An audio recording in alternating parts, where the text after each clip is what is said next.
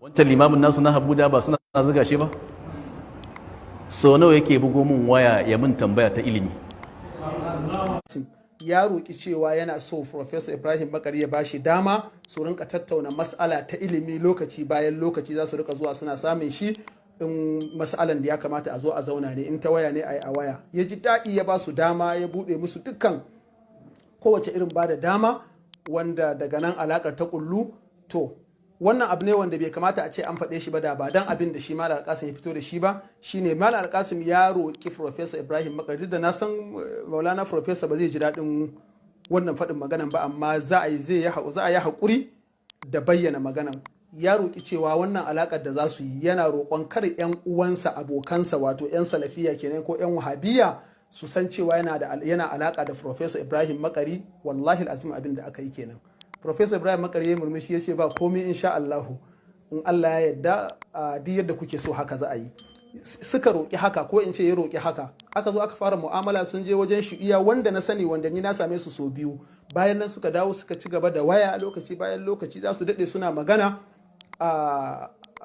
Daga baya ina kyauta zaton alaƙar ta yanke. To abin da ni na zata da kuma wasu barin 'yan uwa da tattauna da su tun a wancan lokacin shine, dama muna tunanin akwai wani abu ƙarƙashin wannan zuwan.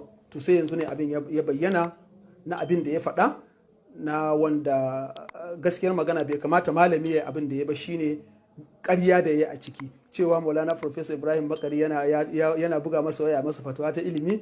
Wannan ba gaskiya ba ne. Ya kamata in ma zai ce suna da wata alaƙa ta tattaunawan ilimi, ba da wannan sigar ta cewa ya buga masa waya ko yana buga masa waya ba, kowa ya ji wannan ya san ƙarya ce.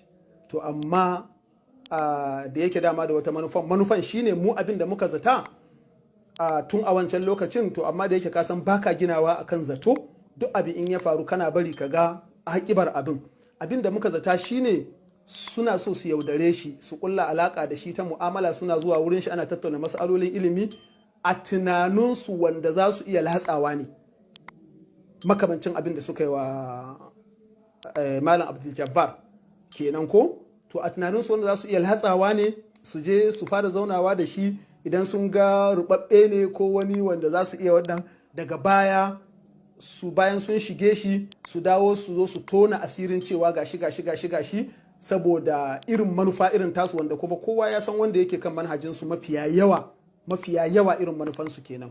To shi kuma bawan Allah Professor Ibrahim Makari da yake mutum ne mai faɗin zuciya da karɓan kowa da kowa, kamar yadda na faɗa, kuma dai kowa ya sani dai ka'ida ce, kamar yadda ɗaya cikin sha'irai Abu Tayyib al-Mutanabbi yake faɗa ko, iza anta akramtal karima malaktahu wa iza anta akramtal la'ima tamarrada. Duk yayin da mutum ka girmama mutum karimi wanda ya kamata a girmama, ka girmama shi, to zaka ga sakamakon wannan girmamawan, zaka mallake shi, ku yi mu'amala, ku ji daɗin mu'amala a daɗe ana yi. Duk yayin da ka girmama mutumin banza wanda bai ɗaukan shi akan komi ba, ko wanda yake da wata manufa, to daga baya abin zai zo ya zama abin da ya zama, irin na abin da ya faru